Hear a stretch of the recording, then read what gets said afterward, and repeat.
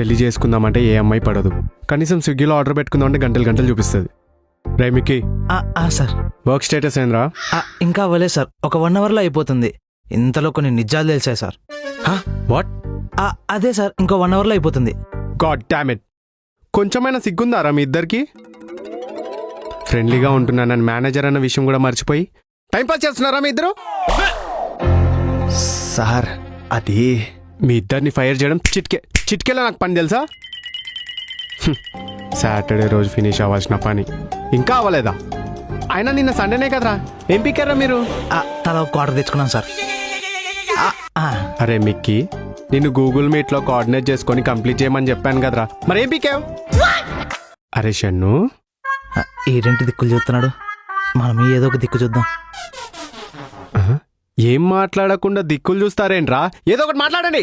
అంటే సార్ అది మిమ్మల్ని ఎప్పుడు ఇంత సీరియస్గా చూడలేదు సార్. ఇంత సీరియస్గా చూసేసరికి ఎలా రియాక్ట్ అవ్వాలో అర్థం కావట్లేదు సార్. సార్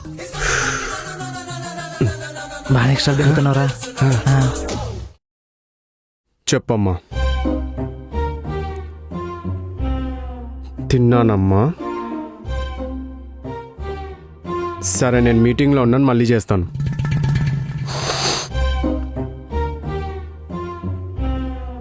ఓ పని చేస్తా, 2 రోజుల్లో పొట్ట తగ్గిపోద్ది, అప్పుడు కొత్త ఫోటో దిగి అప్లోడ్ చేస్తా, ఓకేనా? ఇప్పటికైతే ఫోన్ పెట్టు. అమ్మా, ఇప్పుడు నేను మీటింగ్లో ఉన్నాను, మళ్ళీ ఫోన్ చేస్తాను.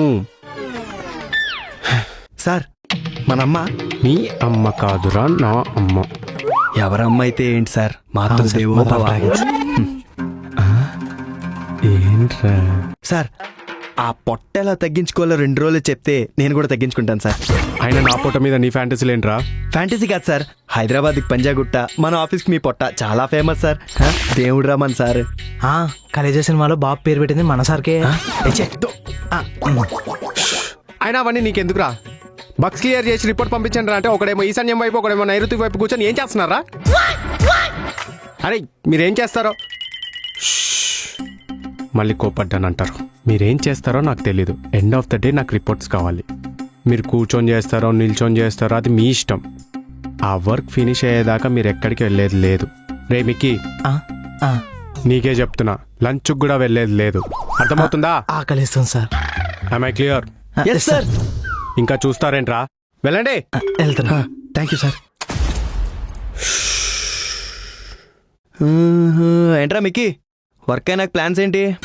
అరే షన్ను, ఇక మీదట మనం జస్ట్ కొలీగ్స్ మాత్రమే. మన మధ్యలో ఏ ఫ్రెండ్షిప్ లేదు. గూప్ మూసుకొని మేనేజర్ చెప్పిన పని చేసుకొని ఎవ్వడి దారి నాలు వెళ్ళిపోతాం. రేయ్, ఈ ఆఫీస్లో జాయిన్ అయిన నుంచి నా ఫస్ట్ ఫ్రెండ్ బెస్ట్ ఫ్రెండ్ నువ్వే అనుకున్నా కదరా.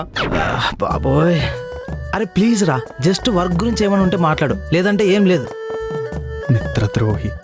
వర్క్ అయిపోయాక స్ట్రెస్ రిలీఫ్ కోసం మందు ప్లాన్ చేశాను రా. బాబోయ్, టెంప్ట్ చేసేస్తున్నాడే. అయినా సరే నాకు వర్కే ముఖ్యం. అరే, ఆఫీస్లో జాయిన్ అయిన దగ్గర నుంచి మెద్దరు ఎప్పుడు పనిచేయడం చూడలేదురా, ముఖ్యంగా ఈ షన్నుగాడిని. లంచ్కి వెళ్దాం వస్తారా? అప్పుడేనా? నేను ఇవాళ లంచ్ స్కిప్ అనుకుంటారా? అబ్బో, okay guys, I will go. కానీ తేడా ఉన్నాడే. అరే షన్ను, నా మీద అలుగుతావేంట్రా? నువ్వేమన్నా నా గర్ల్ ఫ్రెండ్ వా? అదంతా కాదు కానీ వర్క్ అయిపోయిందా?